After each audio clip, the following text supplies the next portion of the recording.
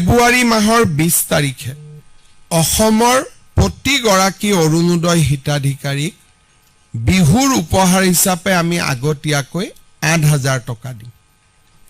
তাৰমানে প্ৰতিগৰাকী আই মাতৃ যিসকলে অৰুণোদয় আঁচনি পাই আছে দে উইল গেট জানুৱাৰীত আমি তেওঁলোকক নিদিওঁ একো ফেব্ৰুৱাৰী মাহত একেলগে ফেব্ৰুৱাৰী মাহৰ 20 তাৰিখে একেলগে আগতীয়াকৈ বহাগ বিহুৰ উপহাৰ হিচাপে তেওঁলোকক আমি ৮,০০০ টকা তেওঁলোকৰ বেংক একাউণ্টলৈকে হস্তান্তৰ কৰিম।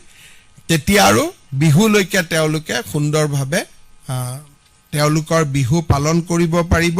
ফেব্ৰুৱাৰী মাহৰ 20 তাৰিখে অসমৰ প্ৰতিগৰাকী অৰুণোদয় হিতাধিকাৰীক বিহুৰ উপহাৰ হিচাপে আমি আগতীয়াকৈ ৮,০০০ টকা দিম।